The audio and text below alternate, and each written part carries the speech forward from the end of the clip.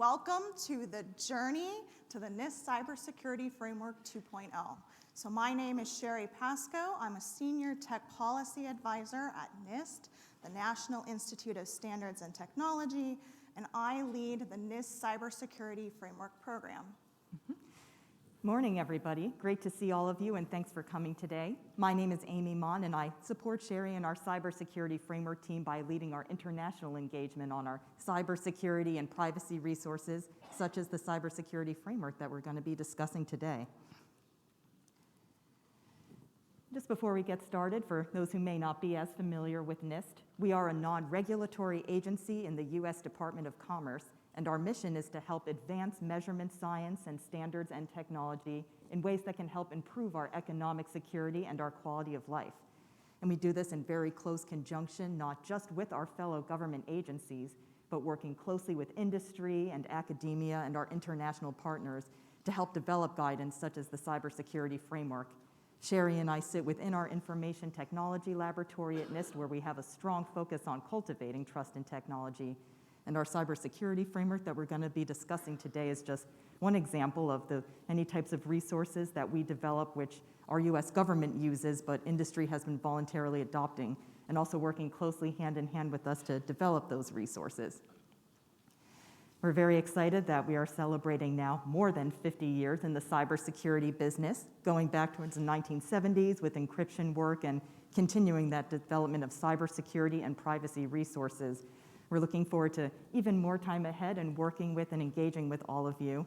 We want to continue developing tools that can be helpful for managing cybersecurity risks and the technology of today, as well as be flexible enough and able to evolve to keep up with the changing risks of tomorrow. So we're very excited to be involved in this cybersecurity framework update, continuing to make it an effective tool. And for now, I'd like to hand this over to Sherry to lead us off. Thank you. Great. So a little bit before we talk about the changes to the cybersecurity framework, I wanted to give a brief overview about the cybersecurity framework itself and the success and attributes of the framework around the world. So the cybersecurity framework at NIST is really a foundational tool to help organizations reduce cybersecurity risks. It is a suite of cybersecurity outcomes. These are can be described as the kind of what in cybersecurity. They provide a list of outcomes of what we hope an organization will achieve when it comes to cybersecurity. The framework can be used as kind of a strategic document to help an organization do a gap analysis and determine kind of where they want to go in their cybersecurity program. It's also really helpful because it sits at kind of this higher level focus on cybersecurity outcomes rather than cybersecurity controls. It can be used as kind of an umbrella or strategic framework to align all of your different cybersecurity regulations and policies alongside your kind of risk management strategies. We often see that the cybersecurity framework is also really an effective tool for communication. It's been described as, the Rosetta Stone for cybersecurity, and we think that kind of higher level, tech-neutral, flexible language is really helpful for organizations to be able to communicate between, technical and non-technical teams, communicate your cybersecurity posture with senior leadership, communicate with your suppliers and your customers as well as your regulators. We've certainly seen a lot of use in the cybersecurity framework within organizational policies. So most of the framework is used on a voluntary basis. But of course, I wanted to point out a couple of governmental policies because these are things that you may have heard less about given the voluntary nature of the framework. So obviously, federal agencies are required to use the framework. We've also increasingly seen federal and state regulations based around the framework, as well as various incentive programs. We're starting to see liability protection, safe harbors built around the framework, and as Amy will discuss further, really significant international adoption and regulation around the framework. Most recently, in the kind of White House national cybersecurity strategy that was just released that will guide a lot of our activities at NIST around cybersecurity. The strategy kind of emphasizes this idea of regulatory harmonization or alignment of cybersecurity regulations. There's lots of regulators within the federal government that operate in the cybersecurity space, and the strategy points to the cybersecurity framework at NIST as one tool that agencies can leverage to help achieve that harmonization. We think that we're starting to see an increase in governmental policies around the CSF because of its increased usage around the world. And one of the reasons why we think it's been so successful is because of the process that was used to develop it and to update it. So at NIST, all of our publications are developed in a really kind of open, transparent, collaborative process, working across industry, across governments at all levels, academia as well as individuals.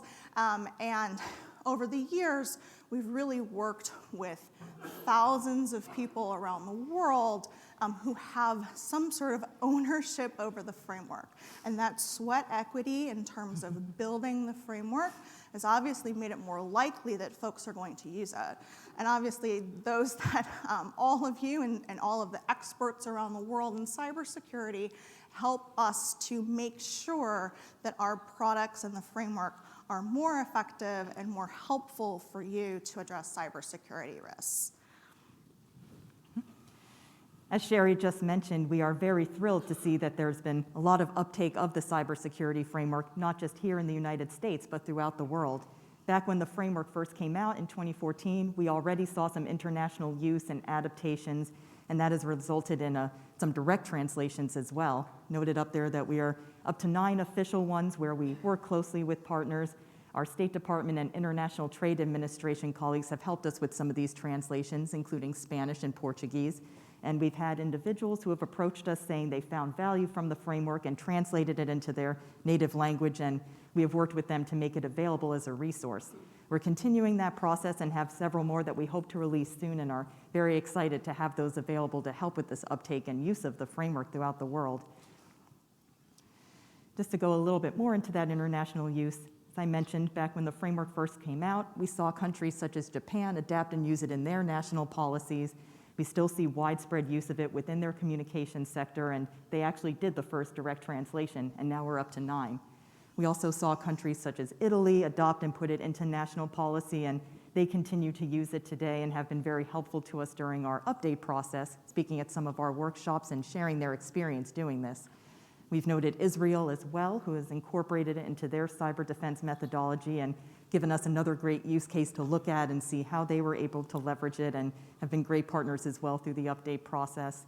Uruguay is on their 4th version of their cybersecurity framework, and it's been very helpful for us to see their use, and just another strong example that the framework is something that not only one country or one region can use, but something that is flexible enough and can be used by our partners throughout the world. Didn't put any European countries on here, but we have seen use cases there as well, particularly in Ireland, who have adapted aspects of the framework to meet requirements of the Network Information Security NIS2 directive. So all of these are going to be very helpful for us to examine and consider as we do our update, and we are definitely interested in learning from the challenges and successes of our partners who have used the framework in new and different ways. We continue to engage internationally in conversations with government and industry throughout the world, and again, very grateful to our friends at State and other areas who help facilitate that type of engagement for us, as well as our partners in industry who have been really great at promoting the use of the framework as well and helping us with having that outreach and sharing the approach of the framework. I've noted there on the bottom of the slide an international cybersecurity and privacy resources page. We do currently list all of the translations we're aware of there, as well as some of the examples and adaptations that I've just listed. And we're also very excited to have translations of different associated resources, like a quick start guide that we have for using the cybersecurity framework in Spanish and Portuguese, and translations of many of our other frameworks as well. So we encourage you to take a look there, and if there are gaps or other cases that you're aware of, we would definitely love to hear about them. Another area where we have been engaging with our partners internationally is in the standards development area. NIST is always very active within a lot of standards development organizations, including ISO and others, and in particular in ISO, we've worked closely with partners and contributed to a number of documents that leverage and reference the CSF. One of these that I've noted here was a technical reference document, 27103. It came out in 2018 and is now currently up for revision again. It has language from version 1 of the framework, including language of the 5 end functions and categories, and it puts it into a guidance document that shows how existing international standards within that 27,000 family can be used to achieve cybersecurity outcomes, such as those aligned with the categories of the framework. I'm sorry I don't have the date up there, but in 2021, a technical specification, 27110, was released, which NIST was very active in contributing to, and this is guidance that specifies how to develop a cybersecurity framework, again aligning with the language in the 5 functions found in version 1.1, category and subcategory language. And while it does not carry the certain aspects of an international standard like compliance and requirements, it does offer guidance that could be helpful if someone is looking to develop a framework for managing cybersecurity risk. And it does not say NIST, does not say US government, but it's just another resource that we can promote for those who look to ISO and leverage those documents, so we're very excited to have that available as well. I've also noted 27001, which was recently revised and one we've already mapped to and referenced within the cybersecurity framework, and that continues to have language that is aligning, but we want to continue to ensure that as we develop and work towards version 2.0 that we are staying aligned with what is happening in ISO. And 27002 was also recently revised and now includes some attributes that again align with the 5 functions, and we have an editing role there and helping with developing some guidance for using that new document, and want to be mindful of that as well as we update and continue to ensure that what we are doing is complementary to and aligned with what's happening in ISO and making it even easier to use these documents together. Since we are talking about this update process, we want to talk a little bit about how we got here in our process and where we're going to be moving in the next few months. We originally have been updating the framework on about a scale of every 3 to 5 years, most recently in 2018. And knowing how much has changed over the past 5 years in terms of cybersecurity, risk management landscape, and technology, we wanted to ask all of our stakeholders, is it an appropriate time to update the framework? In 2018, we had heard that the time was right to make some light touches and move from 1.0 to 1.1. And when we issued a request for information last year in February, we heard that the time was right to make some changes, but move more towards a significant 2.0 update. We had definitely heard that people are finding the framework to be very effective and beneficial for managing cybersecurity risk, but we wanted to get information on how people are using it, what changes they might suggest we make to ensure that it continues to be useful and helpful in managing risk. And we also asked some questions around how can we better integrate our various resources in cybersecurity and privacy, things like our privacy framework and National Initiative for Cybersecurity Education, NICE Workforce Framework. So we want to ensure 2.0 makes it even easier for users to leverage and reference different work documents that NIST has in order to manage their risk.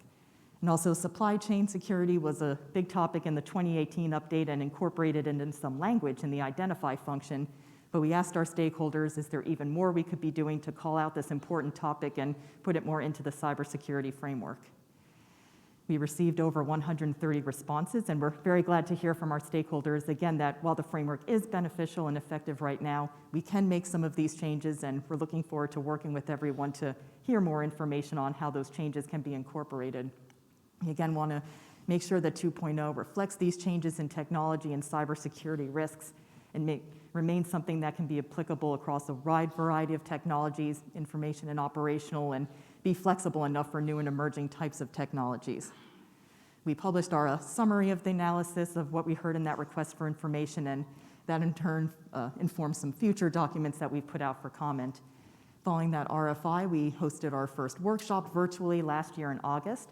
We were very thrilled to have over 4,000 virtual attendees, and these came from over 100 countries, which was, again, very exciting for us to see that uptake and interest in the framework internationally. We featured many panelists across a variety of the themes that we heard from that request for information analysis. It was very helpful to hear their perspectives, and that's what's going to continue being the foundation for us as we start updating the framework. Based off of that feedback, as well as many multiple discussions with our government, industry, and international partners, we put out a concept paper this past January. Sherry will outline that in more detail soon, but we put some of the proposed significant changes that we had heard and invited our stakeholders to comment on that and ensure we're moving in the right direction.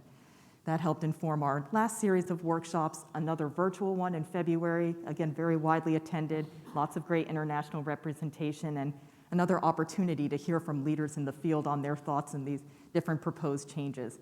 We also hosted 2 in-person workshops to, again, really start digging deep into people's thoughts and perspectives in this area. And all of this feedback has helped us to release just this week, past Monday, our draft core, the part most people are familiar with and that Sherry will outline. We're hoping that by putting this core out first, we're going to ensure that we're moving in the right direction and capturing all this feedback that we've been getting correctly. And then that will help us to put out a draft of the entire updated 2.0 version later this summer. Once that's out, we'll be collecting feedback and having another workshop in the fall, and hopefully by early next year be able to release the final version of 2.0. Sherry, would you like to go a little bit more into those proposed changes that we've been hearing about? Yeah, thanks, Amy. So I think Amy talked quite a bit about the process, which, as you can tell, is really extensive, a lot of engagement with stakeholders and iterative as we build towards CSF 2.0 early next year. So really delving into what are we changing with the cybersecurity framework. In January, we released a concept paper that outlines the about 18 major changes that we are proposing making to the cybersecurity framework. We put that out for comment. All of the feedback and comments that we received on this paper are now publicly posted on our website. We just released them the other week, so you can see what other folks are saying about these changes. In general, all of this is based off of feedback that we've received, really over the past year through the RFI, through the workshops, through meetings, through conferences like these. And so this concept paper can be viewed as kind of our strategic goals for CSF 2.0.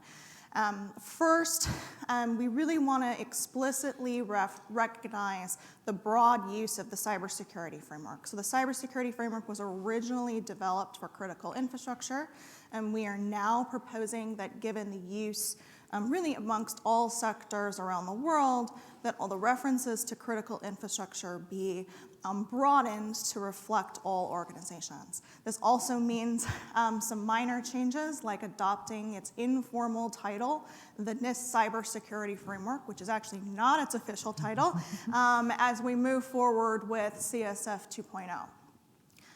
We also want to make sure that CSF 2.0 remains a framework. And this is pretty much an obvious statement when you're talking about a framework. But what we saw in the RFI comments and really over the past year is that folks really like the flexibility of the framework, the simplicity of the framework, but everybody really wants more guidance on cybersecurity, more guidance on specific topics for specific threats, for specific technologies, more guidance on implementing the framework.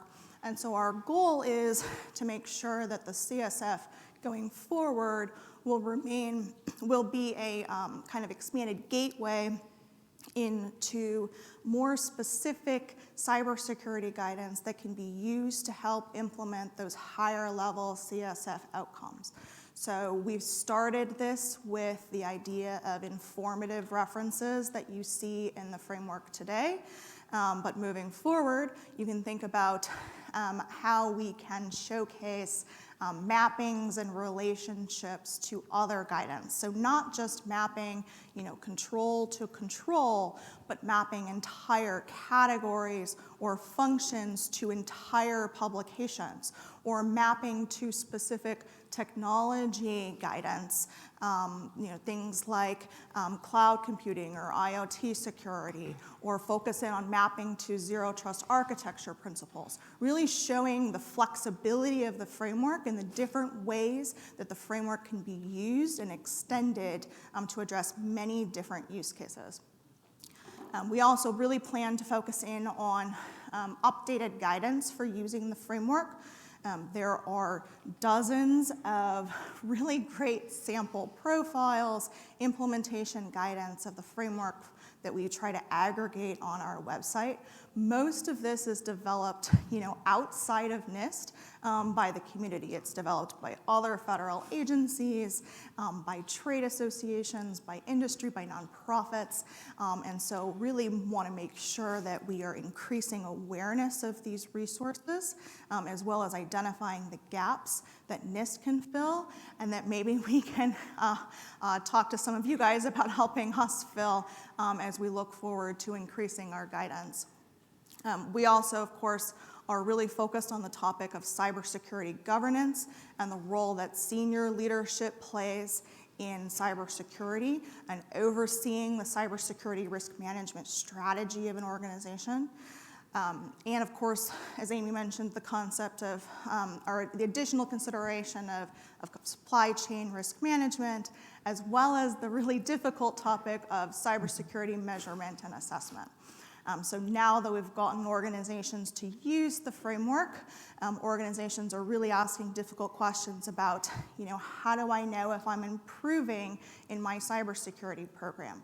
So we're asking organizations to help us share your use cases of how you are using the cybersecurity framework to inform the measurement and assessment of your cybersecurity programs. We expect that there's going to be multiple ways in which organizations are doing this assessment. We want to make sure we understand all of those and can provide some really helpful guidance going forward as we move forward with CSF 2.0. One of the other big things that I'm really excited about is right now the CSF sits as a PDF document. And we are moving forward with moving the CSF, in addition to showcasing it as a PDF document, because we are a government agency, we're going to move it online to the Cybersecurity and Privacy Reference Tool. This will allow us to update mappings and relationships of the framework to other standards, and really also showcase the relationship of the framework to other frameworks and publications at NIST. NIST has really become well known for our frameworks. You think about the privacy framework, the secure software development framework, the risk management framework, our new AI risk management framework. And so we're really excited about leveraging CPRT to help organizations understand how all of these pieces fit together. All right, so I'm going to pull out my notes because this is new, but I think this is probably why all of you guys are here today. So on Monday, we released the draft core of CSF 2.0. This is really exciting. It was not planned on our timeline originally. We really wanted to take this additional step to get feedback from all of you about the changes that we're seeing with CSF. So really do encourage you. I'm going to try to cover as much as I can today. It's going to be really high level, and that may be a little unsatisfactory, but I do want you to read it. It makes for really, really great material for reading on the plane ride home, where you have lots of time and no distractions. You could even read it twice. It might even, for some people, provide really great material to afterwards take a nap. So, the bottom line is that this CSF draft core really represents a CSF 2.0. These are significant changes to CSF. So the structure remains the same, but you will see areas where we've moved categories and subcategories, modified functions, categories, and subcategories, and added new material. And as Amy mentioned before on the request for information, over the past decade, there's really been a tremendous shift and change in the cybersecurity landscape, changes in the cybersecurity standards and threats and technologies. The CSF has remained effective for the past 10 years and really has stood the test of time. We want to make sure that we're setting up, working with all of you, that we're setting up CSF 2.0 to remain effective and stand the test of time for the future. So the discussion draft core focuses on a lot of the same topics that are outlined, at a higher level in the concept paper.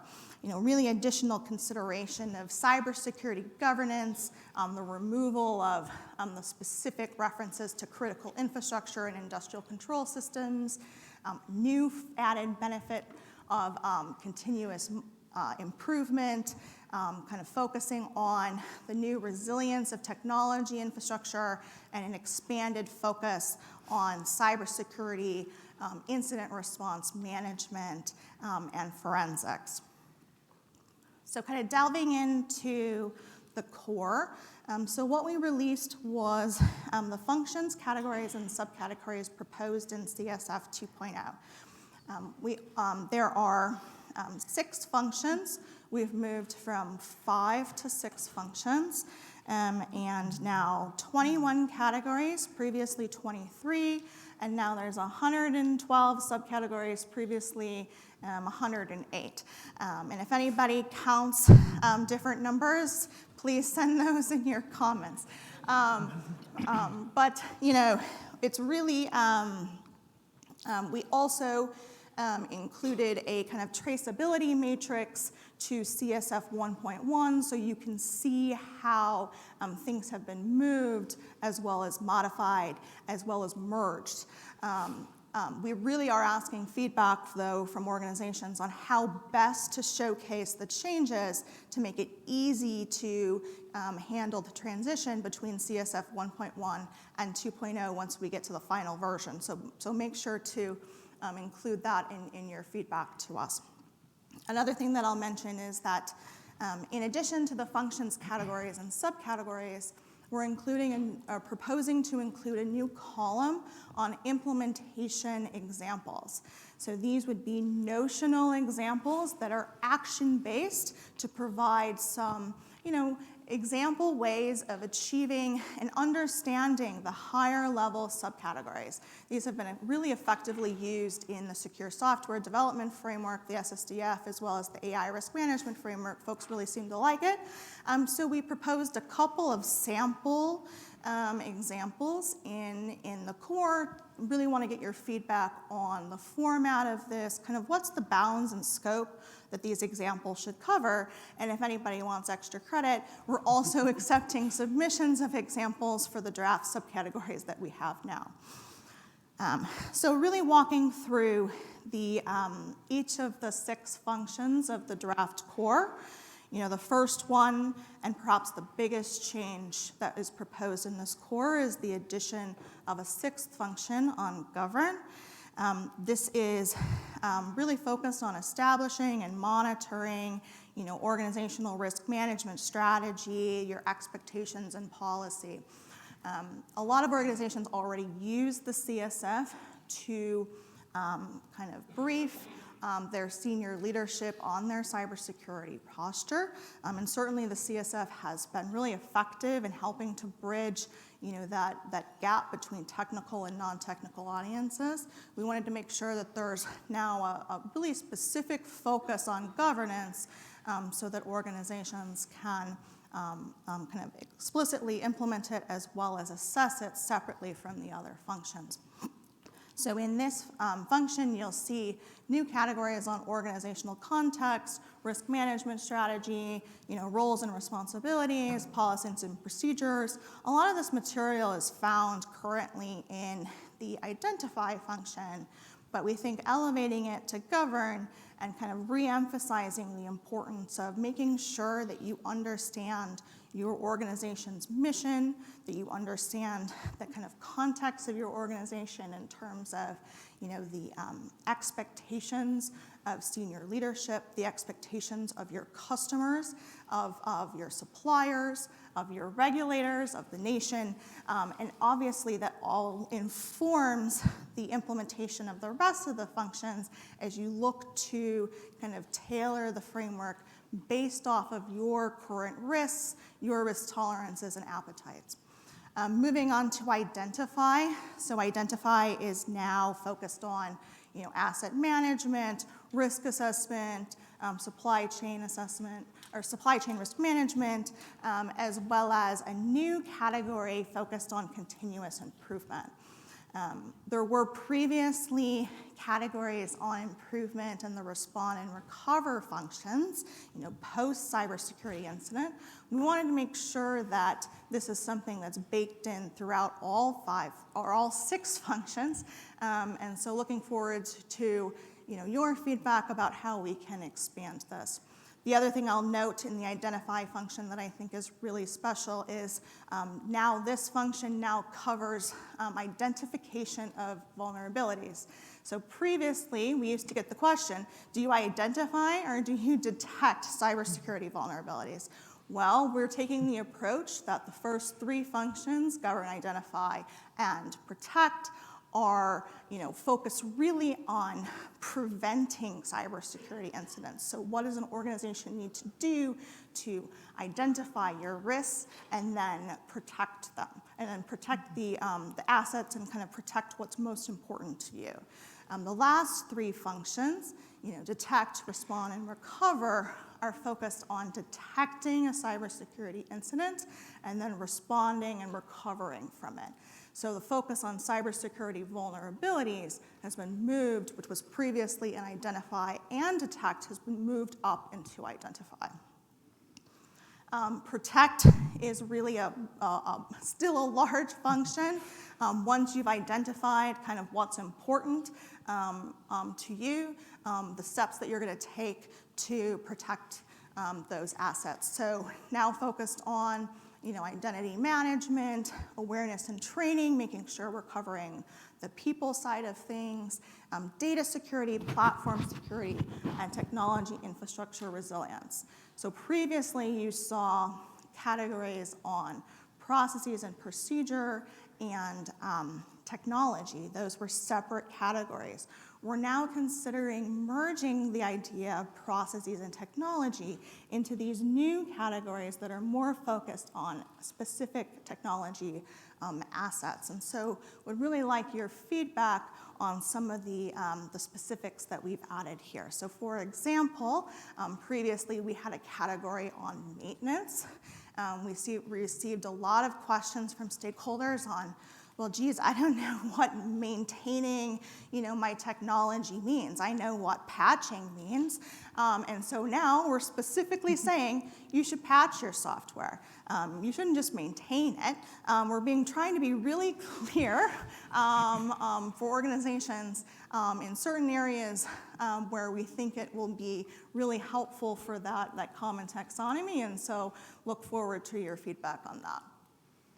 Detect, as I mentioned, is focused on, detecting adverse cyber events and then determining that those events are actual incidents.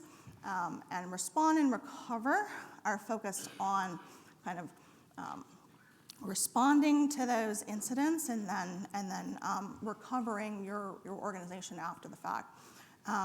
There's these 2 functions I think have been really kind of expanded from CSF 1.1.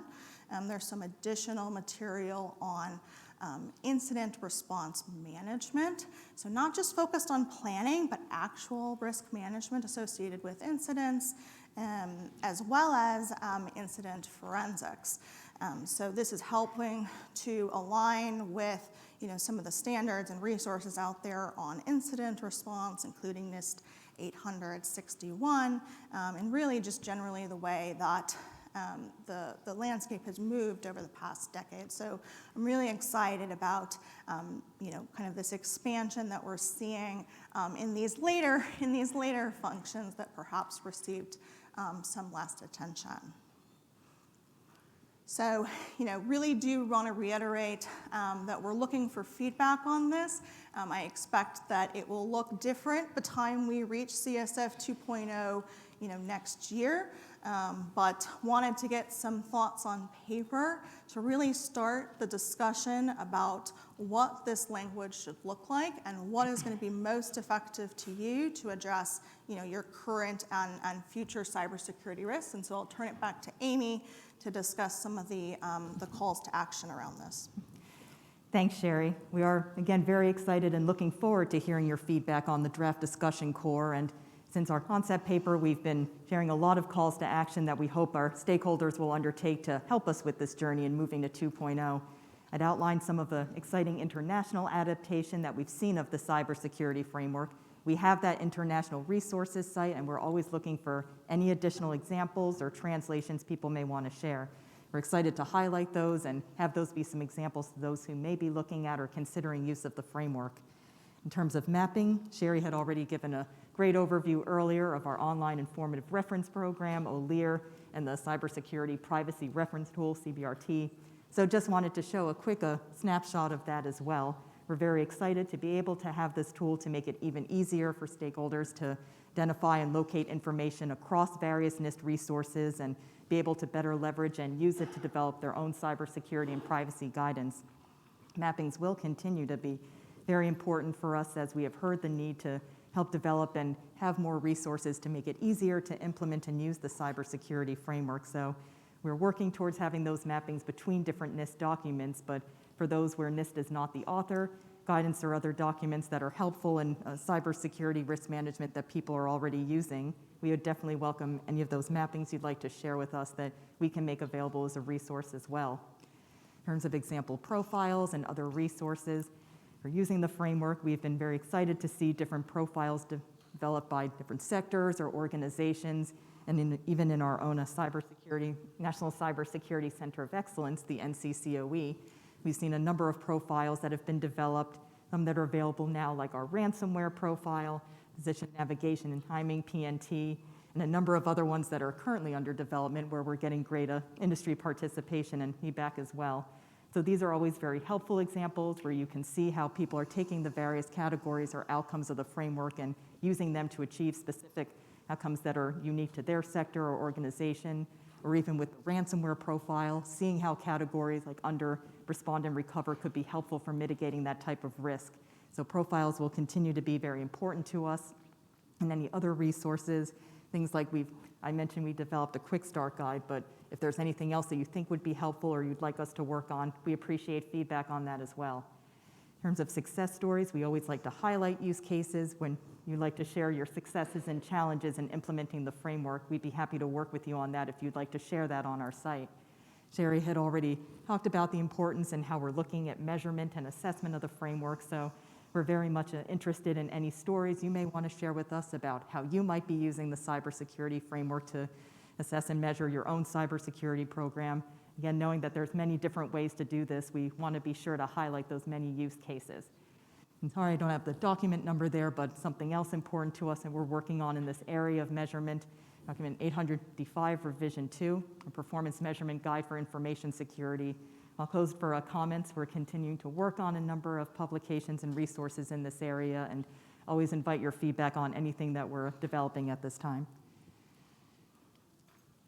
For our next steps, we're again very excited for you to look at the core and give us your thoughts in the coming weeks. We'll be publishing that draft, a full version of version 2.0 later this summer, and invite you to take a look at that as well and join us for our next virtual workshop that we'll be announcing for the fall. Again, very interested in any resources or information that you would like to share with us. Hopefully within the next week or so, if this is of interest to you, we hope you'll share and spread the word with your colleagues or anyone else who might be interested in joining us in this process. And you'll start to see more information coming out for us. Again, our website is right there that has more information on these opportunities to engage, lists those different success stories and resources, links to those international adaptations and such.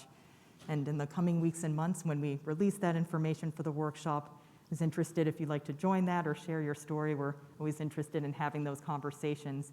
And while our time is short today, we still are always open if you'd like to have a further discussion with the team. We've had many conversations over the past weeks and months with stakeholders, so if you'd like to chat further, we're always open to that as well. I might turn over back to our fearless leader, Sherry, for any final words before we move to questions. Yeah, thanks, Amy.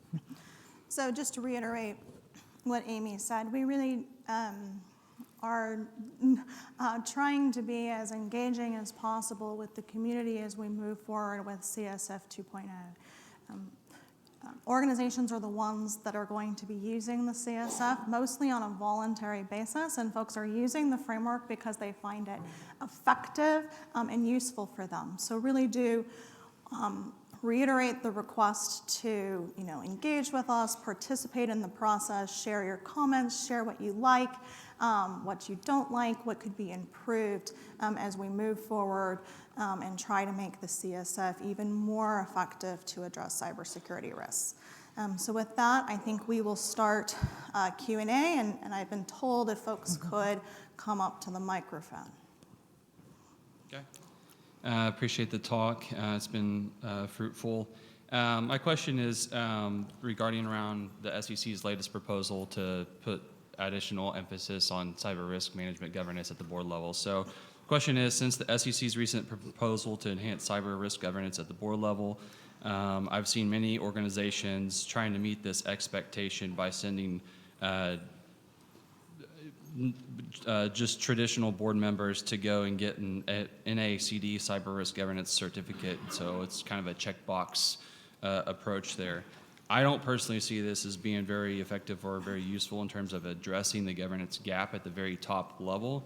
So my question is, will the NIST CSF 2.0 address this further by through guidance or maybe referencing other NIST documentation? Yeah, thanks for the question. So I'm sure the SEC rulemaking is on a lot of folks' minds at the moment. This the governed function of the CSF is really meant to focus on cybersecurity governance holistically to set an organization up for implementing the rest of the 5 functions. So it will really focus on roles and responsibilities, higher level risk management strategies, setting the thresholds and appetites for risk tolerance.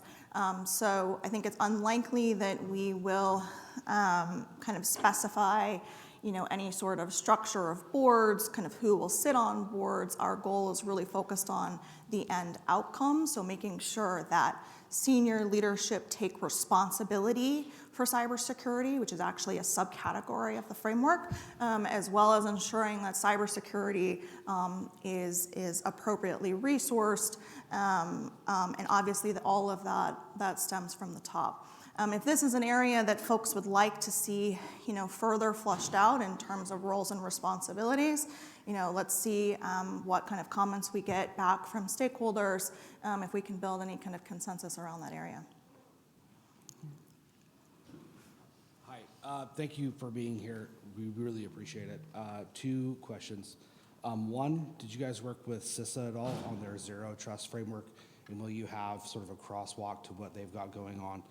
And then second, to come off this gentleman's question, one of the big issues is what is a material, what is considered material that you then have to turn around and report with the new SEC findings. So do you guys have anything in there about defining what would be a material loss or a material issue, and then the CISA portion? Thank you. Yeah, thanks for the question. So specifically on Zero Trust, I think that topic comes up every time I give a presentation about the CSF. We've done a mapping of CSF 1.1 to the NIST Zero Trust Architecture Principles. That's currently out for draft for comment right now. I think that mapping will help inform any changes that we need to make to CSF 2.0. As I said earlier, we're really want to focus more on mappings with CSF 2.0, so not just mapping control to control, but really these kind of higher level principles like Zero Trust Architecture. So I think we will certainly try to map to NIST Zero Trust Architecture Principles, and we've taken the position that NIST, a couple of years ago we took this position that NIST will not we'll try to not map other resources and standards that were developed by other organizations. So we think mappings really should be performed by those that have the most expertise in the standard. So this is certainly something where, we will work with CISA, or we'll encourage, maybe somebody from industry that was really involved and really aware of the standard to help us do that mapping that we can then showcase on our database, where we showcase the CSF.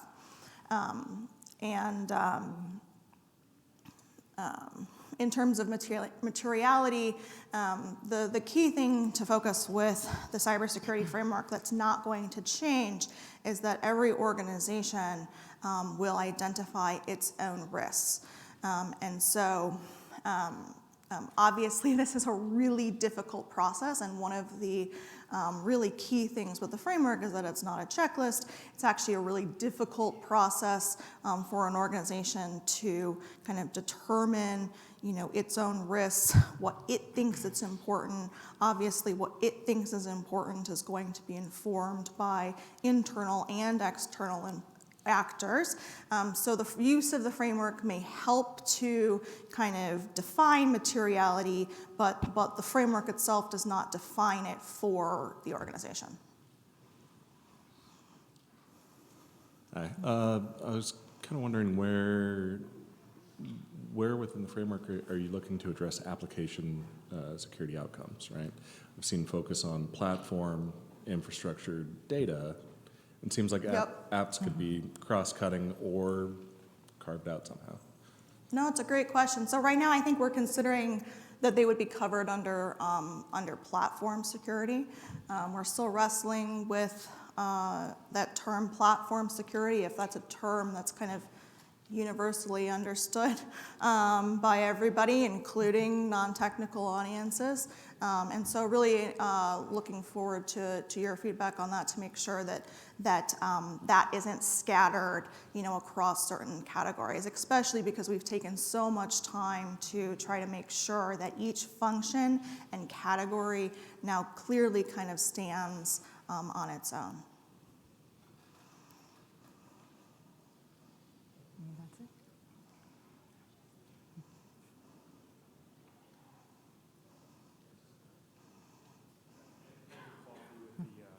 Department of Veterans Affairs.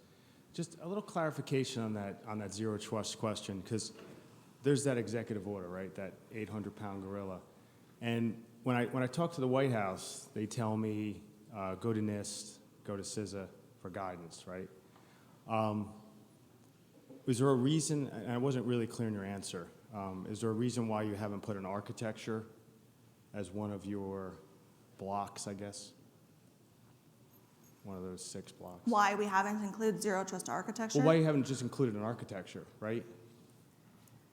Not necessarily, just zero trust is the one that we have an executive order for, but why isn't there an architecture approach to? I think that there's kind of a number of areas in which zero trust architecture will be found within the framework, including throughout the protect function, the identity management pieces, the new categories within protect, including the kind of new category focused on resilient technology infrastructure.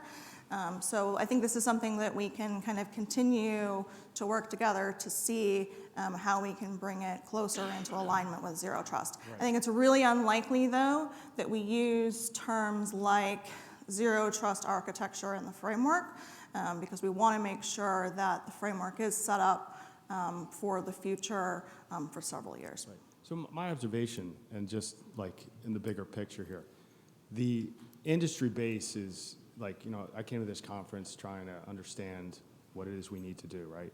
And the industry base has to have and whether you like it or not, you guys are NIST, and some of the buzzwords are coming back at us, right? And the buzzwords aren't necessarily implementable. So don't take lightly how critical what you say is to what industry reacts to, right?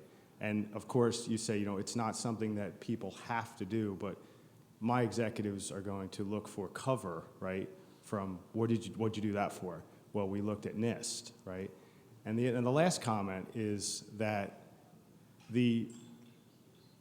it's a business, right, for industry.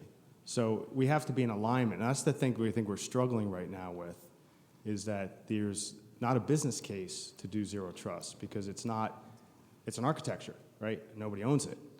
So if we don't have things being driven from a NIST or a CISA, you know, to a certain extent. I understand what you're trying to say. It's an academic exercise to a certain point. Yeah. What's a philosophy? I don't want to go down that road, but my point is there has to be a business case to move in a direction that we're trying to move, right?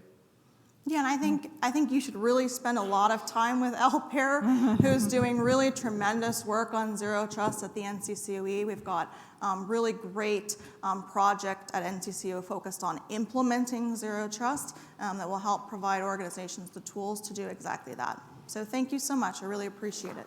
Thank you, everybody.